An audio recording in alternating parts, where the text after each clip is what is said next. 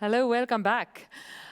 You can see here young talents, right? So they are very brave and they have been together with us in this Delta studio in Venice. So we spent 2 weeks together with them, and they were not the only one, but unfortunately people from Italy and Canada and elsewhere, they couldn't join us. So now we are here with the students from Estonia. So we have Martti, we have Kardanel, we have Yuri, and we have Andres. So, and our Kaspar is actually in Morocco preparing solar ride to compete there, but we will talk later on about solar ride. Yes. So actually, as you see, they want to make fun. So, but let's first start with more serious stuff, right? So I would ask first, Yuri, you are a science student, and in this case, it means you have studied and study physics, chemistry, materials science, ICT. So you were at the Biennale looking at all these designs, and you were passing the Venice course, of course. And you seem to like it so much that you volunteered to assist Gert on his design course here. So can you bring some examples? What kind of intersections of science and art and design and architecture did you find most memorable on the Biennale? What did you like the most? I was really fascinated by art and design in Biennale. And you know, I even realized that science is actually inseparable from art. Mm-hmm. In science, you study particular phenomena in tiniest details and then combine them, let's say, in right proportion, timing, and conditions to create something new, unprecedented. And in art and design, you're actually doing the same. You're combining different techniques, styles, ways of doing art to get something absolutely new, and to create true masterpieces. When you're painting, you have to pay attention to every stroke, and at the same time, you have to consider the whole composition. Mm-hmm. And in science, if you're doing any technical solution, you actually have to take into account all the small technical details, mathematical relations, laws of physics. But at the same time, you have to think about the whole idea behind. What's the functioning? What's the purpose? And I realized that actually creativity is going far beyond the ordinary definition of art and design. It is a way of survival we have trained for thousands of years. And you can expand creativity, or you can expand the definition of art and design far beyond. And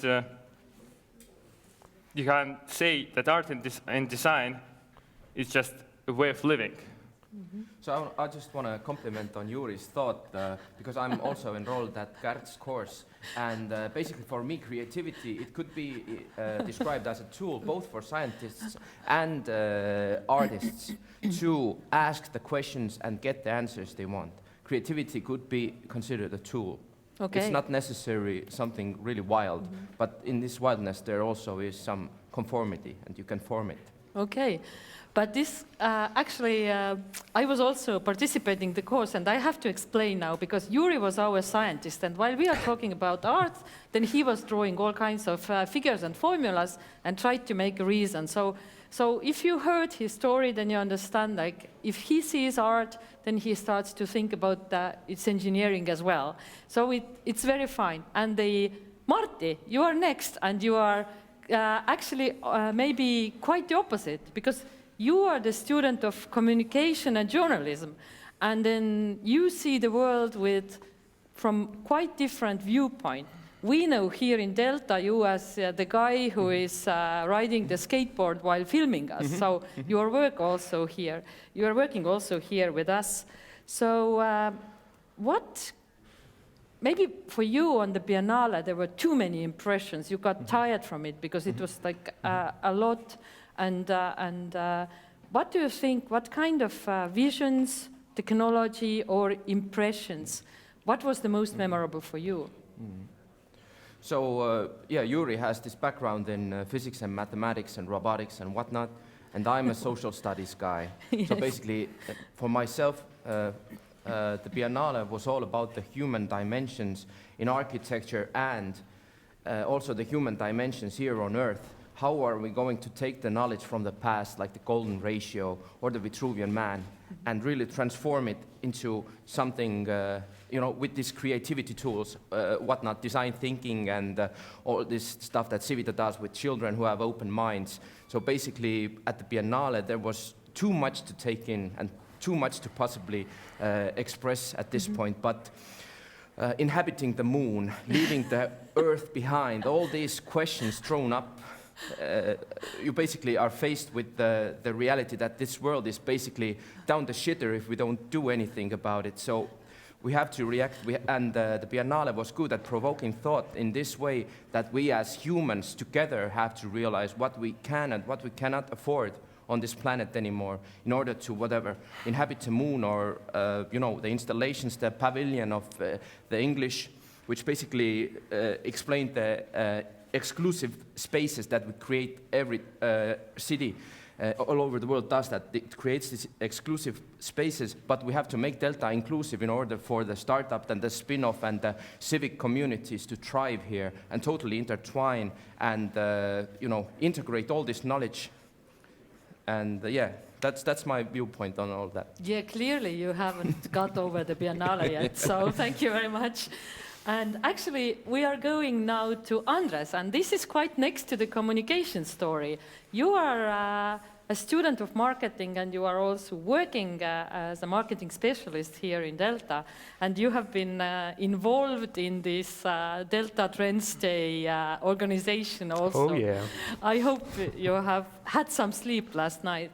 But maybe what we didn't talk so much here yet is that we also had a part of the course which was dedicated to the organizational side of the Biennale, so the kitchen and cooking side, how was the Biennale organized really?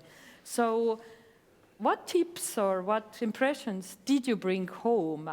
Because you have to organize big events here as well, not as big as Biennale, of course, but what did you learn? First of all, Biennale was really great for me. Two main things that I brought back. One of them is communication. It's the key word over here. We have to communicate. And the second thing is I got confirmation that we are doing actually the right thing right now. From the communication side, let's say if we want to really make this place a talented place where all the talents can live, develop, and so on, then we can't make some events for them or some other sessions or so on, but we have to communicate with them. We have to do it all together, and this is the key word. Maybe they don't like it, what we do, but if you can do it together, it's really great. And actually, we are doing it right now. All the club activities we have marketing club, economics club, and investing club, and so on. And we as workers, we are mentors for them. And those clubs are actually led by students. They want to do it. They really want to do it. And in order to bring talents here, we have to let them do what they like. This brings out the good side of them. Okay, you didn't remember about timing, budgets, all this boring stuff. No, that's not so important. The important thing is actually what you can bring back, what you can implement over here. How can we do this? Yeah. How can we learn from the best, Yeah. from the Europe, from the world? And how can we make this place the greatest place, the most talented place? Yeah, absolutely. This is our joint goal here. And now, Kardinal, you have waited for long, but you're a student of biology, so it's totally different again. And but we know you, and we know that you are experienced manager of a startup that is called Solaride. So you are every day working in managing a student startup project. So we can discuss about that later. But we also had part of the course meant for designing something new for Delta, how to organize here all these kind of creative processes and collaborations. And you were actually telling us, and you gave us, I remember, you gave us hard time actually as managers. You said to us much more that you stressed several times that the universities have to think much more like startups to get over those silos and all these kind of rigid processes. So what did you mean and why did you say it? I think I will start with the thing that we already have to facilitate this startup-minded build-up of universities, that we have this Delta building, which already brings together different disciplines, which is quite great. But there are two main things that I think I would stress here, which are first of all, communication, which basically means collaboration. I think it could be done much better than it has been done so far, because of the power struggles between institutes and so forth, and also in the context of Estonia among or between the Estonian universities. We talk about it a lot, but I don't think a lot has been done and a lot has been initiated yet.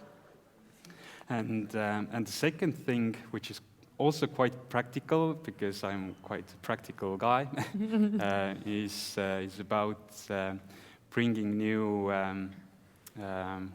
disciplines to action, actually. So to make changes a little bit quickly. I know it's quite hard to do, considering the difficult or actually quite complex system that universities have. But I really hope and see that taking action a little bit quicker might speeden up the process of getting those talents to the level that they should reach. So these are my two main takeaways of the trip, and maybe the things that I see in my perspective a university should focus on more. Yeah, okay. So always so serious, and I think you're talking about serious stuff. All right, maybe a question to all of you, and actually Kardinal already started with some comments on that.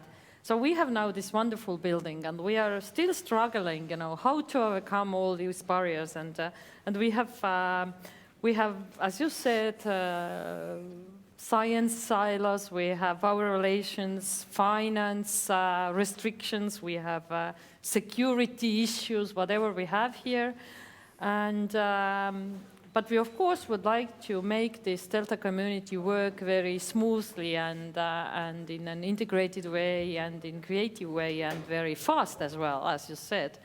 So what are the practical tips to overcome this? Do you see any, practical projects, activities, ways of accessing things, I don't know, furniture, whatever. What kind of practical things do you see that we could do here in Delta to make the things go faster and smoother? So who wants, especially for the talents, okay? Who wants to be the first to answer that? Oh, sure. I will start. Yeah.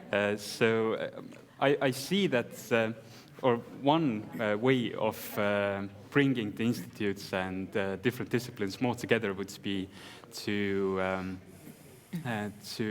assess a problem which is universal for all of you and start, solving it through different disciplines and while including students as well, because I think they need or get the perspective and also get the experience to do it.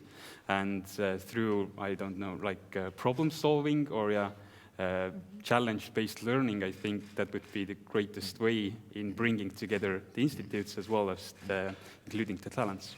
Yeah, Carl, could you maybe, with a few sentences, explain how you at SolarRide put people in teams and how you solve problems basically on the go? That was an interesting take.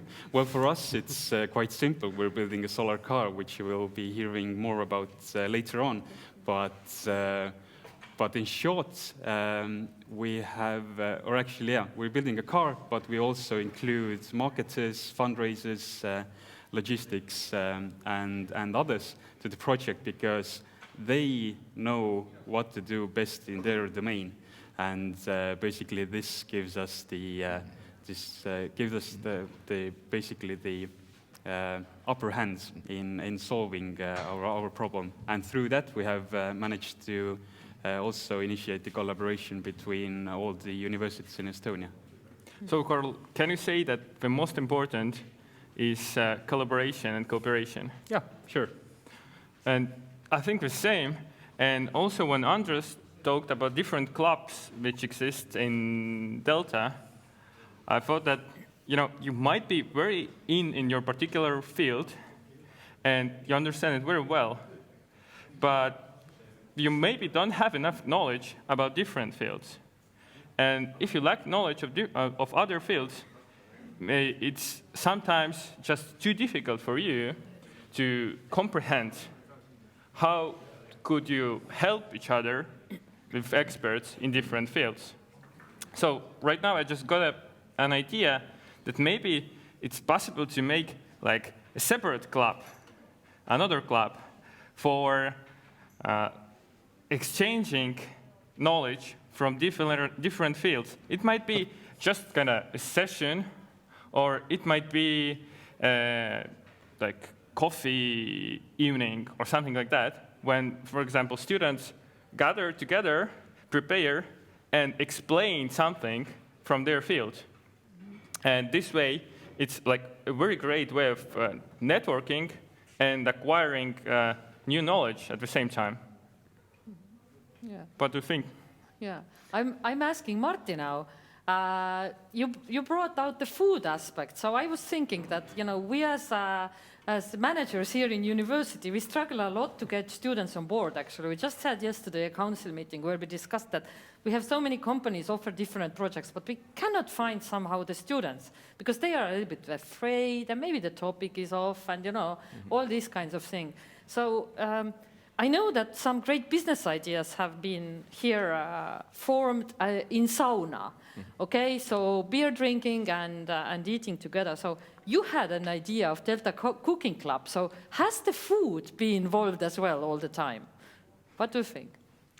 I think food has accommodated me and every student enrolled in this university as well since birth, basically. Food is all about social relations. Food has nothing to do with the nutrition. Well, it does, but for the hype people who think it's trendy to eat some way or another. But for me, food is all about socializing, and that's why I think the knowledge exchange and the circulation of human resources in this university at the Delta building could be best, in its best state at the cooking table. Basically, all the best ideas derive at the pot Okay, so we should organize here something. We have a student kitchen, maybe there. Okay. Okay, anyone else about some specific suggestions what we should do? Yeah, I agree with Martti. Food club is a really great idea, and maybe to put together a food club with like some seminars or something. Let's ask students what they would like to do besides eating, cooking, maybe learning something. Let's ask them what would they like to see, what would they like to do in our Delta student area. How can we manage to make it even better? And But I think only classifying this, the subjects of the cooking club as students is already a bit exclusive. I mean, we can take all the lecturers, we can take the administrative staff, we can take everyone basically off the street who can cook, basically social subjects, whatever, you name it. Come here and cook if you got what it takes, and let's discuss human resources. Maybe Solarite can take you into your... All right. yes, yeah. of course. Yeah. And then this is the way we can bring on board the students. Yeah. Okay. Now, actually, we have some time, so I would ask you also, let's go back to Biennale. So, very shortly, what do you remember? What kind of box, what kind of visual, what kind of topic did you like? What do you remember? Because now it's many months later, so probably you have forgotten a lot about it, but do you remember something special? I remember one installation a lot, and I interacted with that installation.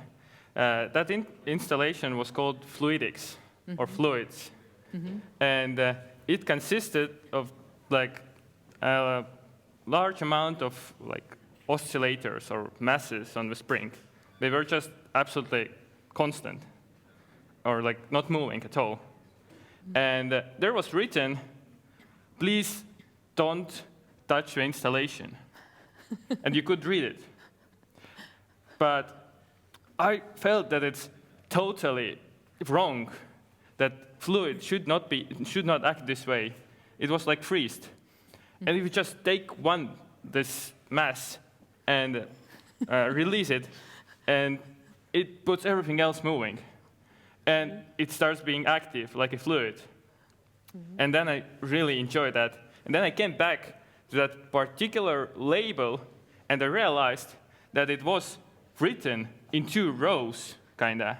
And you could actually read that, please touch the installation if you separate another row.